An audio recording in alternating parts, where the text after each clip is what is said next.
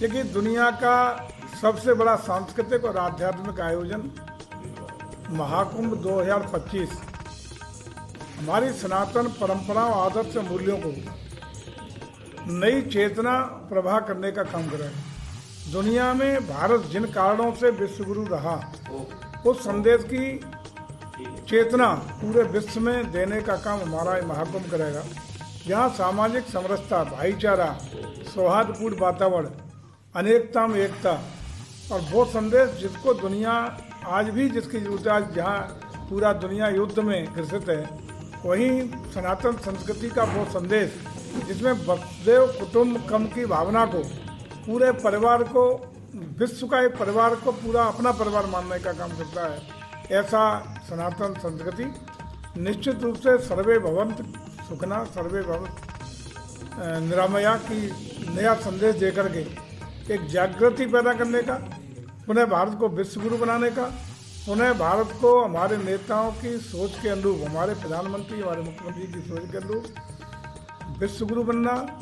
दुनिया की तीसरी महाशक्ति बनना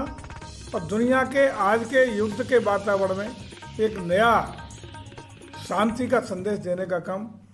सामाजिक समरसता का संदेश देने का काम हमारे इस भव्य, दिव्य और नव्य आयोजन के द्वारा होने का काम होगा। इसी के क्रम में कल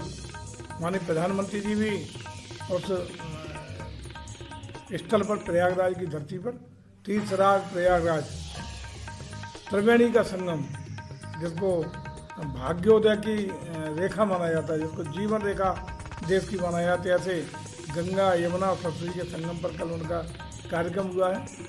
और वहाँ से एक संदेश गया है। उसी के क्रम में हमारी राज्य की सरकार, हमारी केंद्र की सरकार, दोनों सरकारें मिलकर के इस आयोजन को हर दृष्टिकोण से सुरक्षित, सुव्यवस्थित, अलौकिक, भव्य, दिव्य बनाने के लिए रात दिन इस स्तर पर काम कर रही हैं। और कल का कार्यक्रम ये इंगित करता है कि इसमें पूरे विश्व के सनातन संस्कृति के मानने वाले दुनिया के सभी श्रद्धालु, जिनकी संख्या इस बार 40 से 50 करोड़ के बीच में आंकी जा सकती है,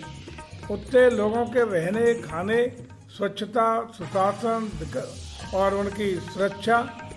की चाक चौबंद व्यवस्थाओं के साथ हम लोग तैयारियां कर रहे हैं। पूरे दुनिया को आह्वान करते हैं। हमने हर स्टेट में उनके चीफ मिनिस्टरों को, राज्यपालों को साझा आमंत्रित उनके माध्यम से उन स्टेट के लोगों को करने का काम किया है। विदेश की धरती पर भी संदेश देने के लिए 50 से ज़्यादा देशों के राजदूत और उच्चायुक्तों के साथ हम लोग दिल्ली में केंद्रीय पर्यटन और संस्कृति मंत्री आदरणीय गजेंद्र सिंह शेखावत जी के साथ मैं स्वयं उस कार्यक्रम में दिल्ली में रहा हूँ। इससे दुनिया के सनातन संस्कृति के मानने वाले देशों में जो भी लोग हमारे हैं उनको सादर आमंत्रित करने का काम किया है। और हमारा मानना है ये आयोजन हमारी दोनों सरकारी और आम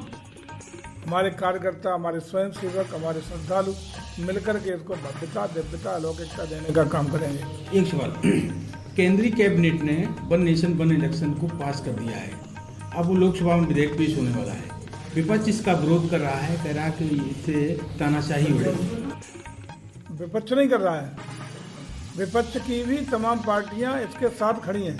और हम लोगों ने समक्ष विपक्ष का भी सर्वानुमति बनाने के लिए इसको जेपीसी को सौंपने के लिए संभव से हम लोग प्रयास करेंगे, जिसमें सभी दलों के माननीय सांसद उस कमेटी में रहेंगे, ताकि सर्वसम्मत से लोक हित में, जनहित में, राष्ट्र हित में इस निर्णय को स्थापित कर सकें। जो भी सुझाव विपक्ष का होगा या किसी भी राजनीतिक दल का होगा उसका स्वागत है। यदि वो स्वीकार्यता के योग्य होगा उसको भी शामिल करेंगे। हमारा प्रयास है कि ये राष्ट्रीय महत्व का, अति महत्व का महत्वपूर्ण विषय पर